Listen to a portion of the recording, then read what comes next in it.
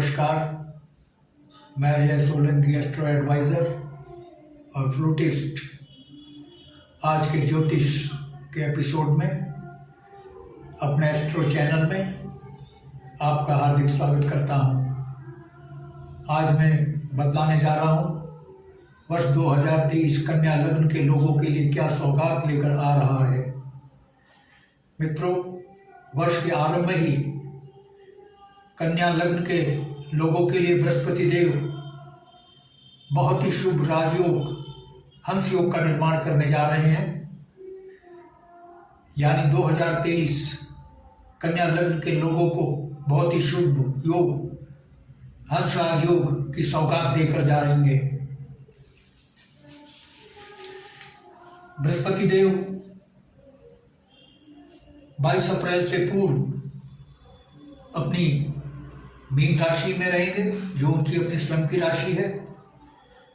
क्योंकि बृहस्पति देव स्वराशिश होकर अपनी स्वराशि में स्थित होकर के लग्न से केंद्र के भाव में, केंद्र के भाव ये कहलाते हैं 1, 4, 7, 10 ये केंद्र के भाव हैं। केंद्र के भाव में विराजमान है। यह स्थिति आपके लिए हंस राजयोग का निर्माण कर रही है। यानी बृहस्पति देव आपके लिए हंस राज योग का निर्माण कर रहे हैं। हंस राज योग से आपको सुख समृद्धि, आपके व्यक्तित्व में निखार और आपको बृहस्पति देव हंस राज योग बनाकर आध्यात्मिक शक्ति प्रदान कर रहे हैं। जो कि बृहस्पति देव हंस राजयोग का निर्माण सप्तम भाव में कर रहे हैं, जो कि गृहस्थ जीवन और विवाह का भाव है, व्यापार का भाव है, बिजनेस पार्टनरशिप का भाव है। अतः हंस राजयोग का लाभ उन लोगों को भी मिलेगा जो अवैध हैं, जो सन 2022 में जिनके विवाह में विघ्न बाधा आने के कारण अवैध हैं और विवाह की लालसा रखते हैं, उनकी विवाह की आस पूरी होगी 2023 में और उनकी मनपसंद के अनुसार उनका विवाह होगा। यानी बृहस्पति देव विवाह का भी योग का निर्माण कर रहे हैं। जो लोग बिजनेस में हैं उनके बिजनेस को ग्रोथ मिलेगी, क्योंकि सप्तम भाव बिजनेस का भाव है। उनके मुनाफा में इजाफा होगा और ये बिजनेस पार्टनरशिप का भी भाव है। बिजनेस पार्टनरशिप बहुत अच्छी चलेगी बिजनेसमैन लोगों की, क्योंकि बृहस्पति देव की जो पंचम दृष्टि है 1, 2, 3, 4, 5 आय भाव पर पड़ रही है। आय में बेहद आशा, यानी दिन दुनी रात चौगुनी रफ्तार से कन्या लग्न के लोगों की बृहस्पति देव कराने जा रहे हैं 2023 में। और उनकी नवम दृष्टि तृतीय भाव पर पड़ रही है। तृतीय भाव जो है बहुत अशुभ भाव कहलाता है। पुरुषार्थ का भाव, मेहनत का भाव कहलाता है, क्योंकि मेहनत का भाव है। बृहस्पति देव एक सौम्य ग्रह हैं, शुभ ग्रह हैं, इसलिए उनकी नवम दृष्टि से तृतीय भाव की अशुभता समाप्त होगी। आप जो भी पुरुषार्थ करेंगे, मेहनत करेंगे, थोड़ी सी भी मेहनत करेंगे, आपको कामयाबी आपके कदम चूमेगी। हंस राजयोग थोड़ी सी मेहनत, आपकी थोड़ी सी मेहनत से ही आपको सफलता की सर्वोच्च सीढ़ी पर पहुंचाएगा। और उसके साथ ही इनकी सप्तम दृष्टि आपके लग्न भाव पर पड़ रही है, जो कि आपका व्यक्तित्व है। क्योंकि बृहस्पति देव सौम्य ग्रह है, आपका व्यक्तित्व सौम्य होगा। सौम्य व्यक्तित्व से आपका समाज में मान सम्मान बढ़ेगा, लोगों में आपकी स्वीकार्यता बढ़ेगी। लेकिन 22 अप्रैल से बृहस्पति मेष राशि में उपस्थित होकर राहु के साथ एक बहुत ही अशुभ योग का निर्माण कर रहे हैं, गुरु चांडाल योग। गुरु चांडाल योग अशुभ योग होता है। इस योग से आपकी वाणी कर्कश होगी, आप बड़ों का सम्मान नहीं करेंगे, बड़ों का निरादर करने की प्रेरणा ये योग आपको देगा। और क्योंकि यह योग अशुभ भाव में निर्माण हो रहा है, इस भाव का जो कि दुर्घटनाओं का भाव है, रोगों का भाव है, इसलिए आपको रोगों से बचने के लिए सावधानी अपनानी है। Prevention is better than cure कहा गया है। अपने जीवन को सात्विक बना के रखना है, खाना पीने को सात्विक बना के रखना है, क्योंकि असात्विक आहार से गुरु चांडाल योग और प्रबल हो जाता है। और दुर्घटनाओं से बचने के लिए वाहन नियंत्रित गति से चलाएं। जैसा मैंने पहले भी आपको बताया था पूर्व के एपिसोड्स में, ज्योतिष विज्ञान कोई डराने का काम नहीं करता। ये हमारे ऋषि मुनियों ने लोगों को पहले से ही सावधान करने के लिए बनाया है, जिससे लोग सावधानी अपनाएं और अशुभ और अप्रिय बातों से वो बचें, जिससे अशुभ अप्रिय बातों से वो बच सकें। इस दौरान क्योंकि राहु और बृहस्पति की सप्तम दृष्टि आय भाव पर पड़ रही है, आपकी आय में कमी हो, सेविंग का भाव है, बचत का भाव है और वाणी का भी भाव है, कुटुंब का भी भाव है। आपकी बचत में कमी हो सकती, गुरु चांडाल योग ला सकता है। वाणी आपकी कटु हो जाएगी, गुरु चांडाल योग कटु वाणी के लिए प्रेरित करेगा, परिवार में कटुता वैमनस्य पैदा कर सकता है। इसीलिए अगर आपने सावधानी अपनाई, वाणी को ठीक रखा, बड़ों का सम्मान किया और सात्विक प्रवृत्ति को अपनाया, तो गुरु चांडाल योग का दुष्प्रभाव जो है वो प्रभावहीन हो जाएगा। गुरु चांडाल योग प्रभावहीन हो जाएगा, कमजोर पड़ जाएगा। यदि आपने सात्विक आहार नहीं अपनाया और कटु वाणी को अपनाया, तो गुरु चांडाल योग और भी आपके लिए हानिकारक हो जाएगा।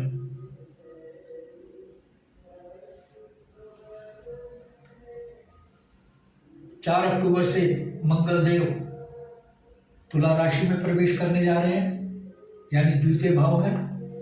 मंगल देव दो अशुभ भाव के स्वामी हैं, इसीलिए मंगल देव मारक ग्रह हैं। पुनः चूंकि मंगल देव की मेष राशि बहुत ही अशुभ भाव, जो अष्टम भाव जैसे मैंने बताया, यह अशुभ भाव होता है, मारक भाव कहलाता है। इसमें आपको वही सावधानी अपनानी है जो गुरु चांडाल योग में आपको मैंने अपनाने के लिए कही है। यह आप में उग्रता पैदा करेंगे मंगल देव, क्योंकि मंगल देव उग्रता के लिए प्रवोक करते हैं। वही सावधानी अपनाएं, वाहन नियंत्रित गति से चलाएं। रोगों से बचने के लिए आप सात्विक आहार करें, अपनी दिनचर्या को बेहतर बनाएं, स्वास्थ्य मित्र बनाएं, तो मंगल देव की जो अशुभता है वो प्रभावहीन हो जाएगी। क्योंकि मंगल देव द्वितीय भाव में स्थित होकर अपने भाव पर दृष्टि डाल रहे हैं, सप्तम भाव में। इससे इस प्रभाव की जो अशुभता और बढ़ जाएगी। तो इसीलिए अशुभता से बचने के लिए आप सावधानी अपनानी होगी आपको, क्योंकि मंगल देव अशुभ भाव द्वितीय भाव में है, जो कि आय का भाव है, परिवार का भाव है, वाणी का भाव है। मंगल देव भी आपकी वाणी को कटु बनाने की कोशिश करेंगे, प्रयास करेंगे, परिवार में मनुष्य पैदा करेंगे, आय में कमी को लाएंगे। लेकिन सावधानी अपनाएं, सब क्षमा करें। ये बचत का भाव है, द्वितीय भाव ये बचत का कहलाता, आय का ये वाला भाव है, 11वां भाव, फिर एकादश भाव। चूँकि मंगल देव बचत के भाव में स्थित होने जा रहे हैं, 4 अक्टूबर को आपकी बचत में भी कमी आ सकती है। बचत में कमी ना आए इसके लिए आप खर्चे को नियंत्रित करना होगा। आपको अपने आलतू फालतू के जो खर्चे हैं उनको अवॉइड करना होगा। जो ज़रूरत के ही खर्चे हैं वही करें तो बचत आपकी ठीक रहेगी। 17 जनवरी को शनिदेव कुंभ राशि में प्रवेश करने जा रहे हैं। कुंभ राशि छठम भाव है। छठम भाव जो है नौकरी का भाव कहलाता है और शनिदेव स्वयं नौकरी के कारक हैं। छठे भाव में प्रवेश करते ही 17 जनवरी से कन्या लग्न के उन बेरोजगार लोगों को जो नौकरी के लिए दर दर भटक रहे हैं लेकिन नौकरी नहीं मिल रही है, नौकरी के लिए हाथ पैर मार रहे हैं लेकिन कामयाबी नहीं मिल रही है, उनकी नौकरी पाने की आस पूरी होगी। क्योंकि शनिदेव कन्या लग्न के लोगों के लिए जो बेरोजगार हैं उनके लिए नौकरी के द्वार खोलने जा रहे हैं। 15 जनवरी को सूर्यदेव मकर राशि में प्रवेश कर रहे हैं। क्योंकि सूर्यदेव पाप ग्रह हैं। पाप ग्रह जब शुभ ग्रह किसी शुभ भाव में बैठता है तो उसके फलों में आशातीत वृद्धि करता है। पंचम भाव जुआ सट्टा लॉटरी और सडन गेन का भाव है, आकस्मिक आय का भाव है, शेयर बाजार का भाव है। 15 जनवरी से आपको की आकस्मिक आय में वृद्धि होने की प्रबल संभावना है। जिन लोगों ने शेयर बाजार में पैसा लगाया है, इन्वेस्ट किया है, उनको भारी मुनाफा होगा। उनका इन्वेस्टमेंट उनको भारी मुनाफा देगा। 15 जनवरी को जब सूर्यदेव मकर राशि में प्रवेश करेंगे, ये मैं सूर्यदेव के विषय में बता रहा हूँ कि शेयर बाजार से लाभ होने की संभावना है जिन्होंने इन्वेस्टमेंट किया है और उनकी आकस्मिक, और जिन्होंने शेयर बाजार में इन्वेस्टमेंट नहीं भी किया है उनकी आकस्मिक आय हो सकती है किसी भी साल किसी भी स्रोत से। 16 फरवरी को शुक्रदेव अपनी मीन राशि में प्रवेश कर रहे हैं। ये भाव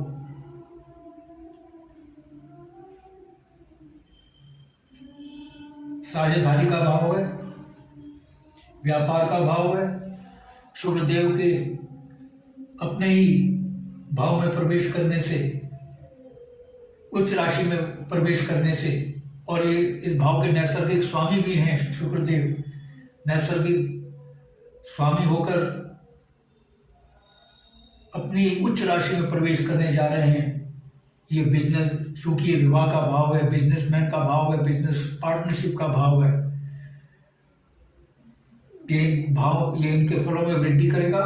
यानी बिजनेसमैन को भारी मुनाफा शुक्रदेव देने जा रहे हैं। उनके बिजनेस में भारी ग्रोथ करने जा रहे हैं 16 फरवरी को। विशेषकर चूंकि शुक्रदेव सौंदर्य प्रसाधन के कारक हैं, जो सौंदर्य प्रसाधन के बिजनेस में है या उनका उत्पादन करते हैं, उनके बिजनेस में जबरदस्त उछाल आएगा, ग्रोथ हो, उनके मुनाफे में जबरदस्त बढ़ोतरी होगी। हालांकि जो अन्य क्षेत्रों के बिजनेस हैं उनको भी शुक्रदेव उनके बिजनेस में ग्रोथ करेंगे, लेकिन उनकी विशेष कृपा उन पर रहेगी जो सौंदर्य प्रसाधन, कॉस्मेटिक्स आदि सामान से ताल्लुक रखते हैं, उनका बिजनेस करते हैं, उनका उत्पादन करते हैं। विवाह के प्रबल योग बन रहे हैं। शुक्रदेव प्रबल योग विवाह के बना रहे हैं उन लोगों के लिए जिनके विवाह में 2022 में भारी रुकावट आ रही थी, विवाह नहीं हो रहा था। प्रबल से प्रबलतम योग बन रहा है ये उनके विवाह के लिए। और उनकी सप्तम दृष्टि प्रथम भाव पर पड़ रही है शुक्रदेव की। अपने आकर्षक व्यक्तित्व से कन्या लग्न के लोग समाज को प्रभावित करेंगे, उनका मान सम्मान बढ़ेगा।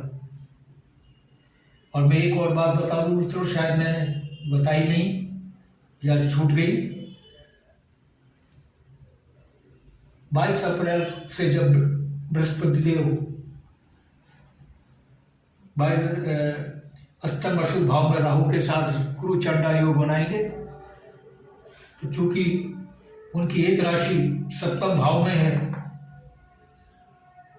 मीन राशि, जो कि व्यापारिक साझेदारी का भाव है, मैं सावधान करता हूं कन्या लग्न के बिजनेसमैन को, वे अपने पार्टनर से सावधान रहें। वह आपको धोखा दे सकता है। धोखे से बचने के लिए आप सावधानी अपनाएं, सतर्कता अपनाएं, क्योंकि आपकी लग्न कुंडली स्पष्ट रूप से आपको सावधान कर रही है। यदि लापरवाही बरती तो बिजनेस पार्टनरशिप आपको जबरदस्त धोखा दे सकता है। जो बिजनेस पार्टनर है उससे आप बचें। 1 नवंबर को राहु मीन में यानी सप्तम भाव में और केतु कन्या में यानी लग्न में प्रवेश करने जा रहे हैं। इसका ये एक अच्छी स्थिति नहीं है, क्योंकि ये गृहस्थ का भाव है। गृहस्थ जीवन के सुख में बाधा आ सकती है। पति पत्नी दोनों अस्वस्थ होने की संभावना है। सावधानी अपनाएंगे तो स्वस्थ रह सकेंगे। अस्वस्थता से बचने के लिए सावधानी अपनाएं और बेहतर तालमेल के लिए एक दूसरे के प्रति सहनशीलता अपनाएं, एक दूसरे के ईगो को हर्ट ना करें। अन्यथा राहु केतु की स्थिति गृहस्थ जीवन को अशांत बनाने के लिए आमादा है। मित्रों, बताने के लिए बहुत कुछ है, लेकिन वीडियो की भी लिमिटेशन है। वीडियो बहुत लंबा हो जाएगा। यदि आपने मेरा चैनल सब्सक्राइब नहीं किया है, I request you to please subscribe my channel, जिससे अगला ज्ञानवर्धक एपिसोड मेरा सीधा आपके पास पहुंचे। लाइक करें, शेयर करें, कमेंट करें। मित्रों, इन द नटशेल, संक्षेप में आपकी कन्या लग्न कुंडली वर्ष के आरंभ में ही आपको हंसराज योग दे रही है, जो बहुत ही शुभ राजयोग होता है, दुर्लभ योग होता है। और थोड़े बहुत जो प्रोस कॉन्स है वो मैंने आपको बता दिए। वो इतने गुरु चांडाल योग से आप बच सकते हैं अगर आप अपने मिजाज को सही रखें, सात्विक भोजन को अपनाएं, बड़ों का सम्मान करें, वाणी पर कंट्रोल रखें, तो गुरु चांडाल योग आपका कुछ नहीं बिगाड़ सकता। और मैंने आपको बिजनेस पार्टनर से विशेषकर फिर बता रहा हूँ, जो बिजनेसमैन है अपने पार्टनर से सावधान रहें।